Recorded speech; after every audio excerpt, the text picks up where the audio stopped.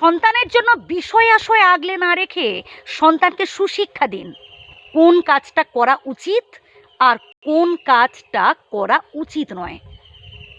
একটা নির্দিষ্ট বয়সের পর আপনার সন্তান বাইরে কি করছে আপনি কি দেখতে পাচ্ছেন, নাকি আপনি কি শুনতে পাচ্ছেন? আপনার কাছে আপনার সন্তান হ্যাঁ নির্ভুল হতে পারে, আপনার কাছে আপনার সন্তান সব থেকে ভালো হতেই পারে, কারণ প্রত্যেক মা বাবার কাছে তার সন্তান শ্রেষ্ঠ। কিন্তু কখনো অহংকার করবেন না সন্তানের জন্য। যদি চোখের সামনে দেখতে পান বা জানতে পারেন যে আপনার সন্তান ভুল করেছে, সন্তানকে বোঝান, প্রয়োজনে শাসন করুন এবং শৈশব অবস্থা থেকেই সন্তানকে সুশিক্ষা দিন যে কোন কাজটা করা উচিত আর কোন কাজটা করা উচিত নয়।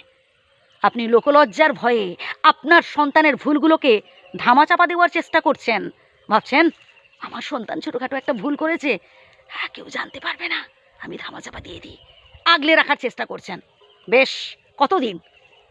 অথচ এ সাইডে দেখবেন আপনার সন্তান ভুল করতে করতে একটা সময় এমন বড় ভুল করে বসবে যে আপনি হাজার চেষ্টা করলেও আপনি আপনার সন্তানকে দেখবেন সুরক্ষিত করতে পারবেন না, কারণ তখন সে অটোমেটিক ভুল করতে করতে এমন বড় ভুল করে বসবে যে আপনার পক্ষে তাকে আটকে রাখা মুশকিল হয়ে যাবে। আর তখন আপনার অবস্থা হবে রাখালের মাসির মতো। তাই প্লিজ সন্তানকে না সুশিক্ষা দিন। শুধু ভালো রেজাল্ট করলে মানুষ হওয়া যায় না ভাই, যদি না তার মধ্যে মানবিকতা বোধ থাকে, যদি না তার মধ্যে সহানুভূতি থাকে, মানুষের প্রতি দায়িত্ববোধ কর্তব্যবোধ থাকে, সে ফার্স্ট হয়েও কোনো লাভ নেই, ভালো রেজাল্ট করেও কোনো লাভ নেই, বিশাল স্যালারি পেয়েও কোনো লাভ নেই ভাই।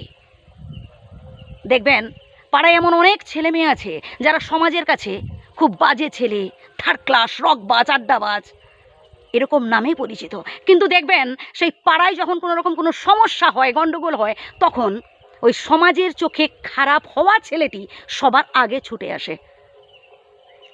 আরও একটা ছোট্ট এক্সাম্পল দিই, আমরা অনেকেই বাড়ি থেকে বেরোলে বাবা মায়ের কথা ভুলেই যাই, কিন্তু এই খারাপ ছেলেটা না বা খারাপ মেয়েটা যখন সে তার বন্ধুবান্ধবদের সাথে আড্ডা দিতে যায় বা দামি রেস্টুরেন্টে ওঠে খাবারের জন্য, তখন সর্বপ্রথম সে তার মাকে বা বাবাকে ফোন করে জানতে চায় যে তার বাবা মা খেয়েছে কিনা, যেটা আমরা অনেকেই করি না, অহমিকায় ভুগি।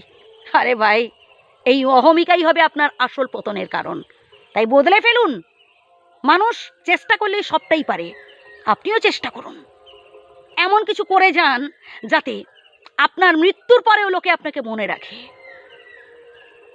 আমি চাই আপনি জীবনে ভালো কিছু অ্যাচিভ করুন, আপনার সন্তান প্রত্যেকের ভালো করুক, মঙ্গল করুক, আপনার সন্তানকে সবাই ভালো বলুক, আপনার সন্তানের সবাই প্রশংসা করুক, তাই কথাগুলো বললাম। ভালো থাকবেন, সুস্থ থাকবেন, আর যদি ভুল বলে থাকি ক্ষমা করবেন।